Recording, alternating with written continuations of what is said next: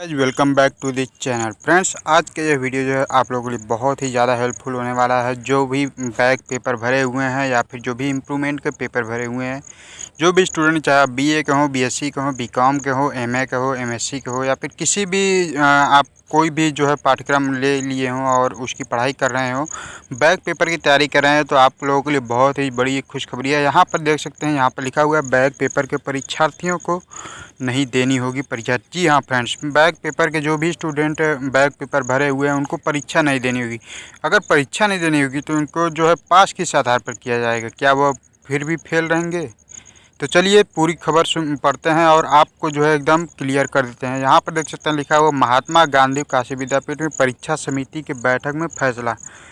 यहाँ ये जो है अमर उजाला का ये जो है न्यूज़पेपर है, आज ही मैंने देखा तो इसमें जो है दिया हुआ था। यहाँ पर देख सकते हैं ये वाराणसी की न्यूज़ है। महात्मा गांधी काशी विद्यापीठ और उससे संबद्ध कॉलेजों में है ना, यानी कि विद्यापीठ से रिलेटेड जितने भी जो कॉलेज है, एडेड कॉलेज हैं, ठीक है, संबद्ध कॉलेजों में बैक पेपर के परीक्षार्थियों को परीक्षा नहीं देनी होगी। यानी कि जो बैक पेपर भरे हुए हैं स्टूडेंट उनको परीक्षा नहीं देनी होगी। ऐसे विद्यार्थियों को पिछली कक्षा में मिले नंबर के औसत अंक देकर बैक पेपर का अंक दिया जाएगा। ठीक है, यानी कि आप जो पिछली कक्षा में जितने भी नंबर पाए हुए हैं उसके आधार पर आपको जो है नंबर आपको देकर उसमें बैक पेपर में जो है आपको पास कर दिया जाएगा। जैसे मान लीजिए एग्जांपल के तौर पर मैं आपको बताता हूँ, अगर आप बीए में हैं, ठीक है, भूगोल का पेपर दिए हुए हैं, भूगोल फर्स्ट में आप जो है फेल हो गए हैं, ठीक है, फर्स्ट सेकंड होता है, तो भूगोल फर्स्ट में आप फेल हो गए हैं, ठीक है, तो सेकेंड ईयर में है अगर आप, तो जो आपका पिछले बार यानी कि फर्स्ट ईयर में जो भूगोल फर्स्ट में जो आपका नंबर था उसके आधार पर आपको इसमें जो है नंबर दे दिया जाएगा।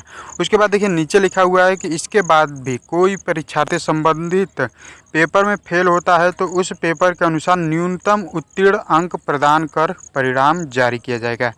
जी हाँ दोस्तों, अगर देखिए मान लीजिए अगर फिर भी आप जो है पास नहीं हो पाते, पिछली कक्षा के आधार पर आपको नंबर दे दिया जाता है लेकिन फिर भी आप नहीं पास हो पाते हैं, तो आपको जो है, जैसा कि आपको पता है कि अगर 100 नंबर का पेपर है तो 33% जो है उसका पासिंग मार्क होता है, यानी कि 33 नंबर आपको जो है दे दिया जाएगा। एकदम जितना नंबर में आप पास हो सकते हैं बस पासिंग मार्क आपको जो है दे दिया जाएगा, ज़्यादा नंबर आपको नहीं मिल पाएगा।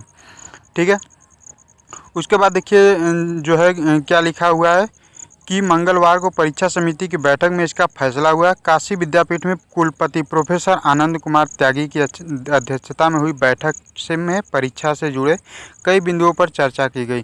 कुल सचिव डॉक्टर साहब लाल मौर्य ने बताया कि बैक पेपर परीक्षा में बैठने के लिए अर्ह ऐसे विद्यार्थी जिन्होंने इसके लिए विश्वविद्यालय के पोर्टल पर बैक पेपर की परीक्षा का आवेदन किया है, ऐसे विद्यार्थियों को इस शर्त के साथ परीक्षा में न बैठने और अंक देने की सुविधा दी गई है कि उन्हें इस आशय का शपथ पत्र प्रमाण, ठीक है, प्रमाण पत्र देना होगा कि उन्होंने इस अवधि में कोई अन्य उपाधि नहीं ली है।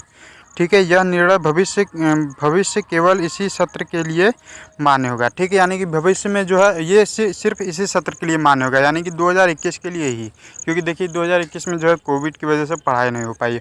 उसके बाद देखिए एक और न्यूज़ है जो कि आप लोगों के लिए बहुत ज़्यादा इंपॉर्टेंट है। यहाँ पर देख सकते हैं लिखा हुआ परीक्षा समिति के फैसले। अब ये जो है 4 फैसले हुए हैं। चारों फैसले क्या क्या है मैं आपको जो है पढ़कर देखिए सुनाता हूँ।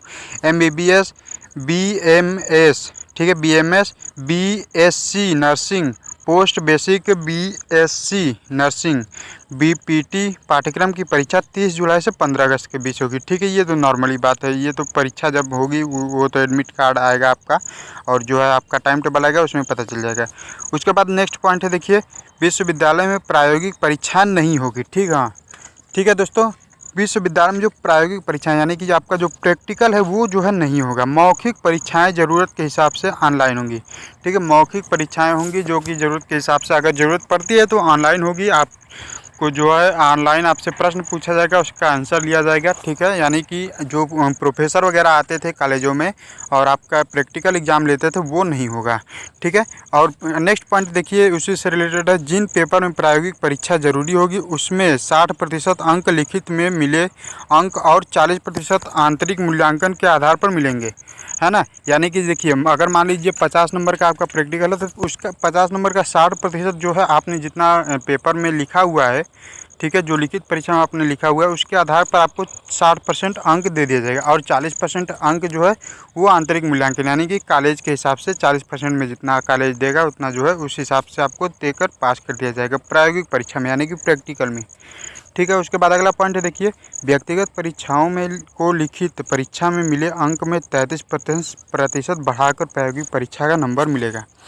ठीक है, यानी कि अगर जो है एकदम भी नहीं होता है, जैसे कि मान लीजिए कि किसी कोर्स में क्या करेंगे कि आप जो लिखित परीक्षा दिए हैं, ठीक है, यानी कि आपको जो एग्ज़ाम दिए हैं बोर्ड का एग्ज़ाम, उसमें से जितना भी परसेंट आप नंबर पाए हैं, जैसे 50% पाए हैं तो 50% में 33% जोड़कर, ठीक है, 33% यानी कि कितना हो जाएगा 50 30 80 80 3 83% नंबर आपको जो है प्रैक्टिकल में मिल जाएगा 33% बढ़ाकर। ठीक है, मान लीजिए आपको देखिए एग्जाम्पल से मैं समझाता हूँ।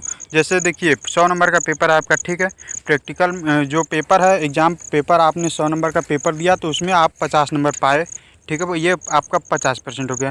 तो ऐसा नहीं कि 83% यानी 83 नंबर मिलेगा। ठीक है, तो इसमें जो प्रैक्टिकल में नंबर मिलेगा आपका प्रैक्टिकल तो 50 नंबर का ही होगा। ठीक है, 50 नंबर का ही होगा तो 50 नंबर में आपका 83%, 50 नंबर का 83% जितना होगा उतना आपको जो है दे दिया जाएगा। लगभग 34-35 नंबर आएगा इस हिसाब से लगभग में।